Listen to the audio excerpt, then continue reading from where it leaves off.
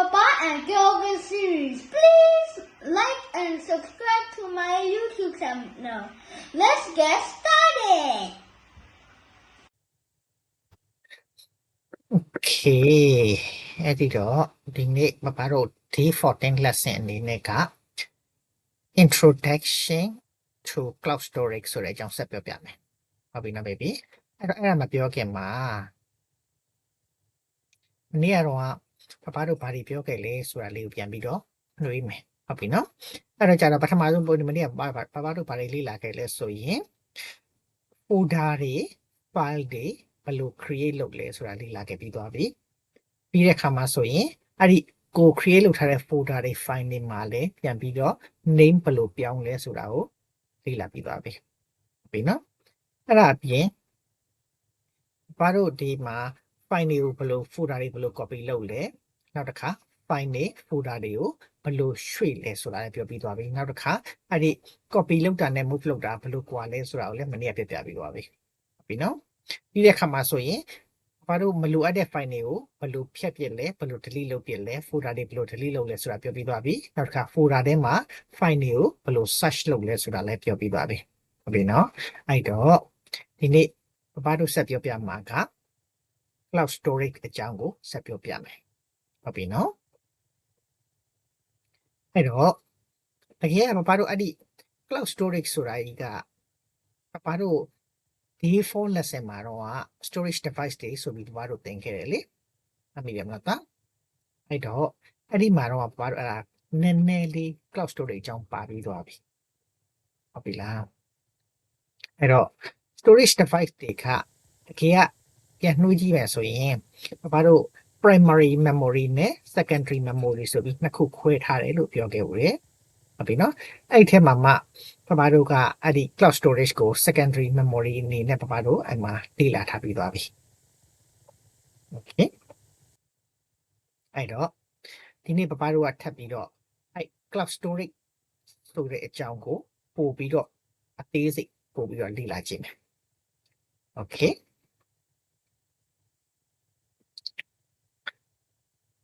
အဲ့တော့တတစဉ်းစားကြည့်ပါဦးတတရဲ့အယုတ်တွေနောက်တစ်ခါကျတော့အစာအုပ်တွေအဝတ်စားတွေကိုဘယ်မှာတင်ထားလဲ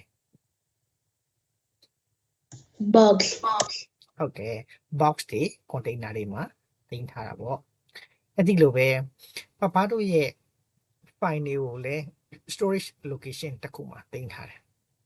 ဟုတ်ပြီနော်အဲ့လို storage location ကို computer မှာကြတော့ computer terms နဲ့ပြောမယ်ဆိုရင် storage device လို့ခေါ်တယ်အဲ့တော့ cloud storage ဆိုတာလည်းတကယ်က storage device တစ်ခုပဲဟုတ်ပြီလားတာ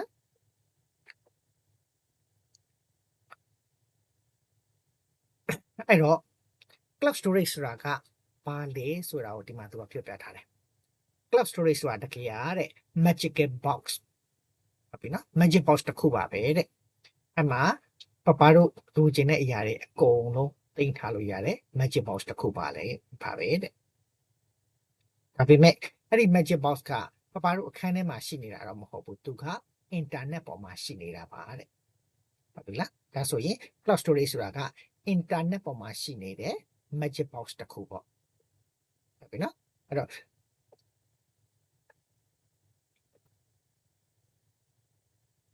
အဲ့ဒီ magic box ထဲမှာအဲ့ဒီ internet ပေါ်မှာရှိတဲ့ cloud storage ထဲမှာဘာတို့ရဲ့ picture တွေ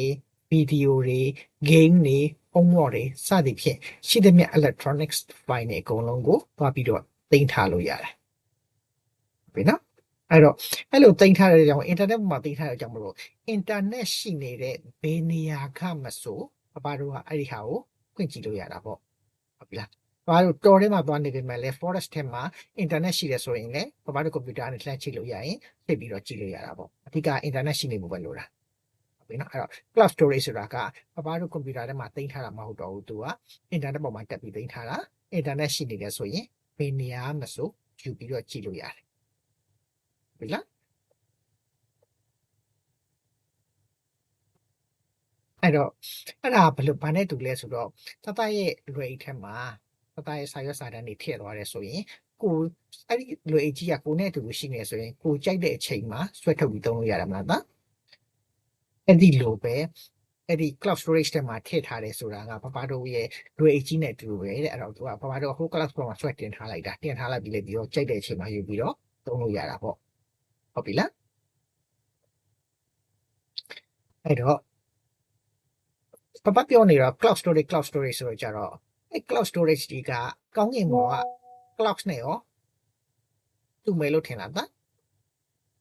No. တူ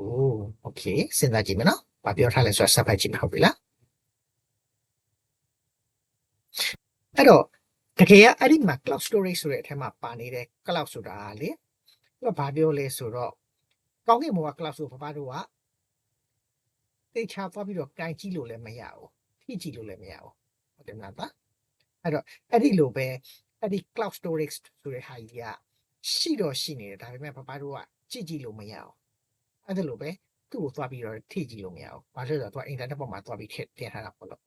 ဟုတ်ပြီနော်အဲ့တော့မျက်စိအမြင်နဲ့ကြည့်လို့မရဘူးနောက်တစ်ခါသွားပြီးတော့ကန်ကြည့်လို့မရဘူးပေါ့အဲ့ဒါကြောင့်မလို့ကောင်းကင်ရဲ့ဟိုကနေသွားတူနေလာဟုတ်ပြီလားအဲ့တော့ပပတို့ရဲ့ data လို့ခေါ်တဲ့ဖိုင်နေ folder တွေကို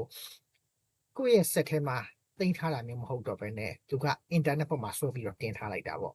အဲ့ဒါကြောင့်မလို့သူ့ကို cloud storage လို့ခေါ်တာအဲ့တော့ကိုလိုချင်တဲ့ခါကျတော့ internet ပေါ်ကနေပြီးတော့ကြိုက်တဲ့နေရာနဲ့လှမ်းယူလို့ရတာပေါ့ဟုတ်ပြီလား baby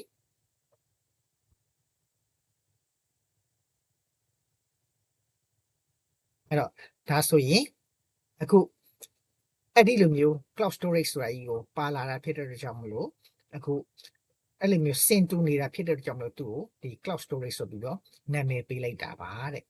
ဟုတ်ပြီလားကောင်းကင်ဘောက cloud ကပပတို့ကင်ကြည့်လို့မရဘူးအဲ့ဒီလိုပဲ internet ပေါ်မှာရှိနေတဲ့ data ကိုလည်းသူက cloud storage ဆိုပြီးတော့နာမည်ပေးလိုက်တာပါတဲ့အဲ့ဒါကြောင့် cloud ဆိုတဲ့စလုံးကြီးကိုသုံးလိုက်တာဟုတ်ပြီနော်အဲ့ဒါကြောင့်မလို့ကောင်းကင်ဘောက cloud နဲ့အခုသုံးထားတဲ့ cloud storage ဆိုတဲ့ cloud နဲ့အတိတ်ပဲချင်းဟိုတိုက်ရိုက်မတူဒါပေမဲ့သူကခက်ဆင်ဆင်တူလို့ယူသုံးထားတာအဲ့လည်းဘယ်နော် baby ကဲဒါဆိုရင်အခုဆက်ပြောပြမှာ cloud storage ကိုပပတို့ everyday example ပပတို့နေ့စဉ်မှာဘယ်လိုတွေတွေ့ကြမှုလဲဆိုတော့ကြည့်ကြည့်အောင်ဟုတ်ပြီနော်တကယ်တော့ပပတို့စီမှာ Google Drive ဆိုတာရှိတယ်အခုပပတို့မှာ Google account တွေတုံးနေမလားသား Gmail တွေတုံးနေတယ် Google တွေတုံးနေတယ်လေအဲ့တော့ပပတို့မှာ Google ရှိတယ်ဆိုရင်အဲ့ဒီ Google Drive ကလည်းတခါတည်းအတူတူပါလာပြီးသားဟုတ်ပြီနော်အဲ့တော့အဲ့ဒါက Google Drive ကပြီးကြရင်ပပ lesson ပြီးတဲ့အခါမှာကြတော့ဟိုတခါတည်းအတူတူလုပ်ပြပေးမယ်ဟုတ်ပြီနော်အဲ့တော့ပပတို့ daily use မှာဆိုရင် Google တွေသုံးနေကြမလို့အဲ့မှာ Google Drive ရှိတယ်သူကကြတော့လေအဲ့ဒီပပတို့ရှိတဲ့ data တွေအကုန်လုံးကိုအဲ့ဒီ Google Drive ပေါ်မှာသွားပြီးတော့တင်ထားလို့ရတာပေါ့ဟုတ်ပြီနော်အဲ့တော့ Google Drive ဆိုတာလည်းတကယ်ကအဲ့ဒီ cloud storage ထဲကတစ်မျိုးပဲပေါ့ဒါအပြင်ပပတို့ video တွေတင်နေတဲ့ YouTube ကြီးကလည်းတကယ်က cloud storage ကြီးပဲအခုတသားနဲ့ပပနဲ့တင်းနေတဲ့ဟောဒီပပ and Kevin series ကိုပပ YouTube ပေါ်တင်ထားတာမဟုတ်လားသားအဲ့တော့ YouTube ပေါ်မှာတင်ထားလိုက်ပြီးဖြစ်တဲ့ကြောင့်မလို့လူတွေကကြိုက်တဲ့နေရာနဲ့ internet သာရှိကြည့်လို့ရတယ်လေဟုတ်တယ်မလားသားအဲ့ဒါကြောင့်မလို့အဲ့ဒီဟာကြီးက cloud storage ပဲပေါ့ဟုတ်ပြီလားတကယ် YouTube ကအဲ့လိုဗီဒီယိုတင်ရုံနဲ့မဟုတ်ဘူးအခုတသားနဲ့ပပနဲ့စကားပြောနေတာအခုတသားနဲ့ပပနဲ့စာတင်နေတာဟိုတခါတည်း live လွှင့်ထားလို့ရတယ်ဟုတ်ပြီနော်အဲ့ဒါကို streaming လုပ်တယ်လို့ခေါ်တယ် computer term နဲ့ဆိုရင်ဟုတ်ပြီလားအဲ့တော့အဲ့လို streaming လုပ်တဲ့ခါကလည်းတကယ်ကခုနပြောတဲ့ cloud storage ကနောက်ထပ် example တစ်ခုပါပဲတဲ့ဒါပြင်တတဆော့နေတဲ့ Roblox game ဒီ games တွေအကုန်လုံးကလည်း internet ပေါ်မှာပဲရှိနေတာအဲကြောင့်မလို့တတအခု computer နဲ့ပဲအဲ့ game ဝင်ဆော့ဖုန်းနဲ့ပဲဝင်ဆော့အကုန်လုံးကတိတ်တဲ့နေရာလှမ်းချိန်လို့ရတယ်မလားနော်ဒါပြင်တတအင်အားဆက်နဲ့မဟုတ်ဘဲနဲ့သူများဆက်နဲ့လည်းတတအကောင့်ကနေဝင်ပြီးတော့လှမ်းချိန်လို့ရတယ်လေဟုတ်တယ်မလားနော်အဲ့တော့အဲ့ဒါတွေအကုန်လုံးက cloud storage ပဲပေါ့ internet ပေါ်မှာသူကလောက်ထားတာမဟုတ်လို့ဟုတ်ပြီလားအဲ့တော့အဲ့ဒီဟာတွေအကုန်လုံးကတတရဲ့ computer ပေါ်မှာတတရဲ့ဖုန်းပေါ်မှာတင်ထားတာမဟုတ်ဘူးသူက internet ပေါ်မှာပဲရှိနေတာမလို့အဲ့ဒါတွေကိုဘာလို့က cloud storage လို့ခေါ်တယ်အဲ့ဆိုရင် cloud ဆိုတာနားလည်ပြီလား cloud storage ဆိုတာကကိုယ့်ရဲ့ set ထဲမှာရှိနေတာမဟုတ်ဘူးတကယ်က internet ပေါ်မှာရှိနေတာဟာပဲဟုတ်ပြီနော်အဲ့တော့အဲ့ဒီ cloud storage ကိုသုံးတဲ့အခါမှာဆိုရင်ဘာတွေကောင်းကျိုးရှိလဲဆိုတဲ့ benefits တွေကြည့်ကြည့်မယ်သူ့မှာအားလုံးကောင်းချက်၃ချက်ရှိတယ်ပ ပထမတစ်ချက်ကကြတော့ access anytime anywhere ဘယ်နေရာမှာမဆိုအချိန်မရွေးပပတို့ဝင်ပြီးတော့ကြည်နိုင်တယ်ဟုတ်တယ်မလားသားအင်တာနက်ပေါ်မှာပပတို့တင်ထားတဲ့အကြောင်းလို့သားညဘက်သကောင်ကြီးလဲကောက်ပြီးတော့ဖွင့်ကြည့်လို့ရတယ်ဟုတ်တယ်မဟုတ်လားဥမာသားမှာလှေစီးနေနေလှေတွေကနေလဲအင်တာနက်ချိတ်ပြီးတော့လှမ်းကြည့်နေလို့ရတယ်ဟုတ်တယ်မလားသားအဲ့တော့အင်တာနက်ပေါ်မှာသာရှိနေရဆိုရင်အင်တာနက်သာရှိကြိုက်တဲ့နေရာကနေအကုန်လုံးကြည့်လို့ရတယ်အချိန်မရွေးကြည့်လို့ရတယ်ဟုတ်ပြီလားနော်ဒါအပြင် save space on your device တဲ့ပပတို့ရဲ့ကွန်ပျူတာပေါ်မှာအဲ့ဒီ file တွေကိုပပတို့ကသိမ်းထားเสียရမလို့တော့ဘူးအဲ့ဒါဆိုတော့ပပတို့ကွန်ပျူတာပေါ်မှာနေရာနည်းနည်းလျော့သွားတာပေါ့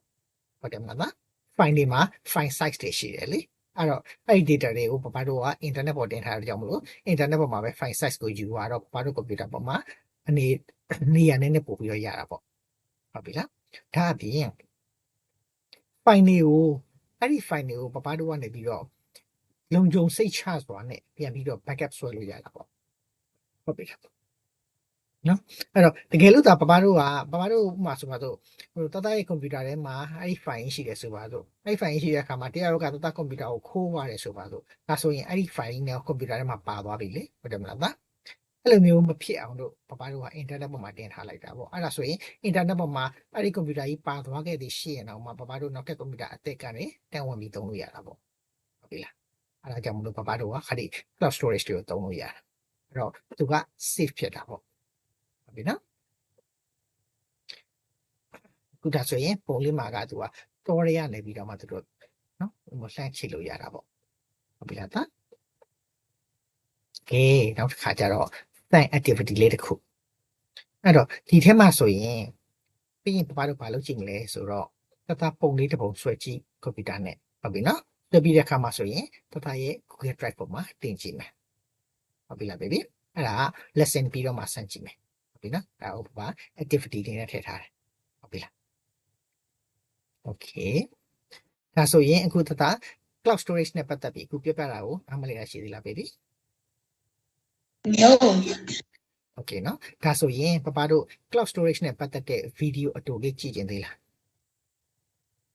Yeah. okay ဒါဆိုပပ video လေးပြပေးမယ်နော် video လေးက9မိနစ်လောက်ရှိတယ်တေချာကြည့်ကြည့်မယ်နော်အဲ့ဒီမှာသူက lesson လေးပေးနေတယ်ဟုတ်ပြီလားတေချာနားထောင်ကြည့်မယ် okay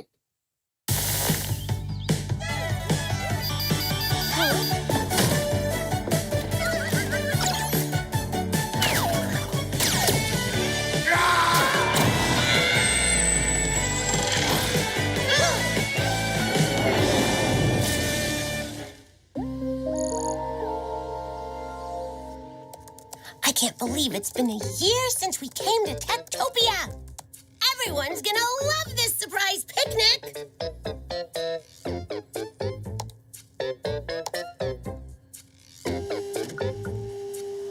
And done. That's everything we need for the picnic. Yes! Okay, Webster is waiting for me at the shop. I'll get these items quick and be back in a jiffy.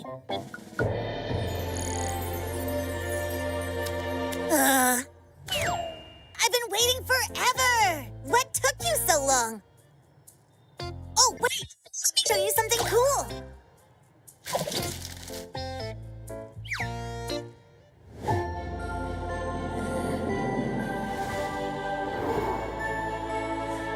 Hey, why'd you do that?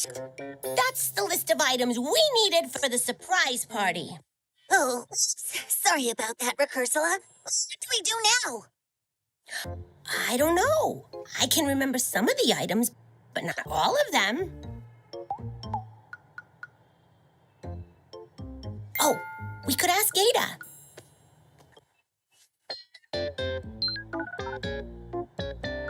Ada, we lost the list, and I can't remember the names of the items we need.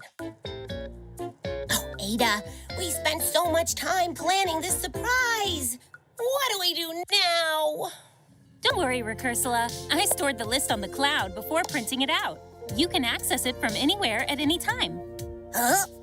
On the cloud?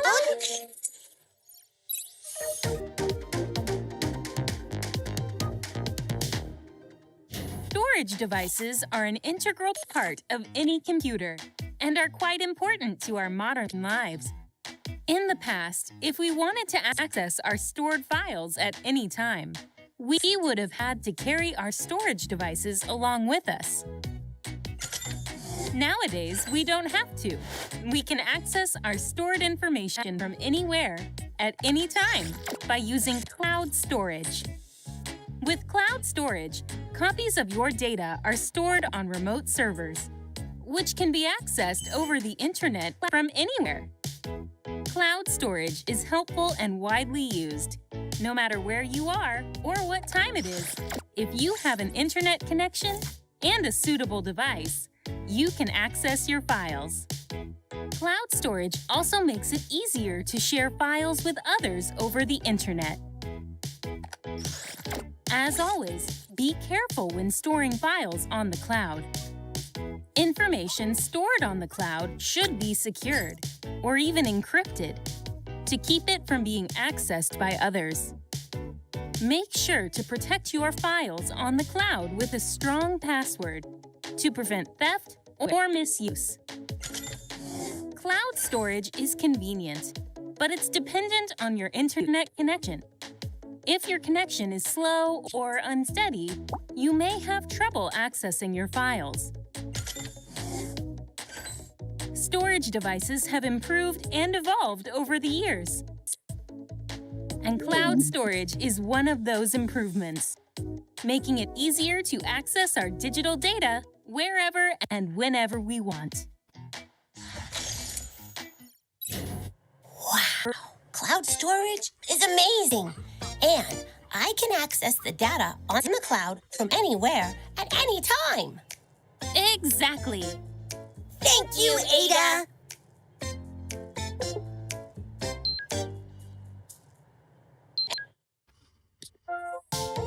Yay! We got the list! Let's go shopping.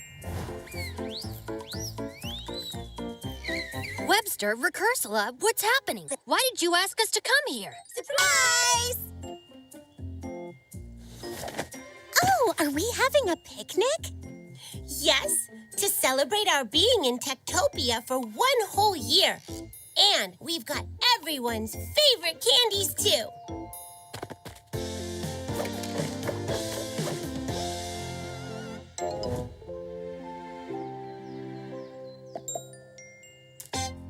Choco lemon candy. Thanks, Webster. Cloud storage has made accessing our digital data really easy. Ask your parents or guardians how they use the cloud. Okay เนาะအခုဆိုရင်သူတို့တွေကဒီ shopping list ကလေးကိုအမဟိုကောင်လေးကသွားပြီးတော့လေအများကြီးလို့လှုပ်ပလိုက်တော့ပျောက်သွားတယ်မဟုတ်လားတာအဲ့ခါမှာကျတော့ Ada ကနေလှမ်းပြောလိုက်တယ်ငါကောက်ပေါ်မှာတင်ထားတယ်ဆိုတော့သူက cloud ကနေလှမ်းဝင်ကြည့်လိုက်တော့အစင်သိအကုန်လုံးပြန်ပြီးတော့အဆင်ပြေသွားတယ်ဟုတ်ပြီလားအဲ့တော့ cloud ဆိုတာကပပတော့အခုလိုမျိုးတစ်ခုခုဖြစ်သွားတယ်ဆိုရင်တော့မှ data တွေက internet ပေါ်မှာရှိနေသေးတယ်ဟုတ်ပြီနော် baby အဲ့ကြောင့်မလို့ဒါပေမဲ့သူခုနပြောလိုက်တယ်မဟုတ်လားတာ cloud ပေါ်မှာတင်တဲ့အတွက်ကြောင့်မလို့သူများတွေလည်းဝင်ပြီးခိုးရင်ခိုးသွားနိုင်လို့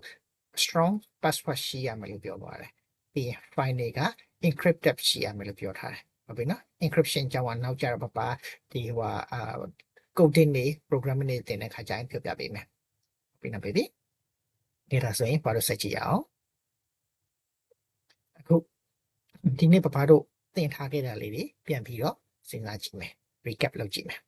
ဟုတ်ပြီနော်အဲ့တော့ cloud ဆိုတာတကယ်ကဘာလဲဆိုတော့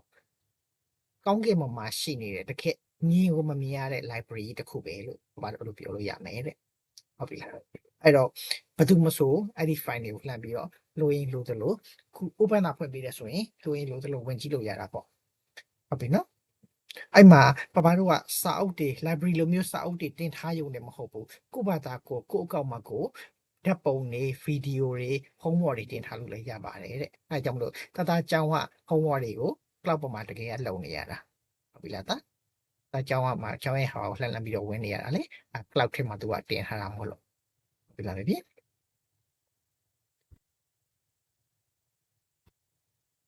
ဒါပြင် cloud storage ကတကယ်ကပါလဲဆိုတော့ပပတို့ခုနပြောခဲ့သလိုပဲ magic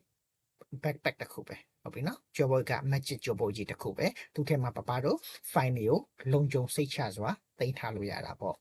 ဟုတ်ပြီလား baby ပြီးတော့အဲ့ဒီ file တွေကိုပပတို့ internet ရှိနေတဲ့ဘယ်နေရာမှဆိုဝင်ဖွင့်ကြည့်လို့ရတယ်ဟုတ်ပြီနော်ဒါပေမဲ့ပပတို့ file တွေကို save ဖြစ်အောင်တော့ခုနပြောထားသလိုပဲ save ဖြစ်အောင်တင်ထားရမယ် password တွေထည့်ထားရမယ်လိုအပ်ရင် encrypted လုပ်ထားရမယ်ဟုတ်ပြီနော်အဲ့ encryption ဆိုတဲ့အကြောင်းခုနပပပြောသလိုပဲပပတို့ဒီ programming သင်တဲ့ခါကျရင်ပြောပြပေးမယ်ဟုတ်ပြီနော်ဒါဒါဆိုရင်ဒီနေ့ပပရဲ့ဒီနေ့သင်ခန်းစာဒီမှာ cloud storage အကြောင်းအဒီမှာပြီးသွားပြီအမှန်နားမလည်ရရှိသေးလား baby No. ဒါဆိုရင်နောက်တစ်ချိန်ကျပပပြောပြမလဲဆိုတော့ what is internet အကြောင်းကိုပြောပြပေးမယ်ဟုတ်ပြီလား baby okay ဒါဆိုရင်ဘာလို့ဒီနေ့သင်ခန်းစာဒီမှာနားလိုက်တော့မယ် Bye bye. okay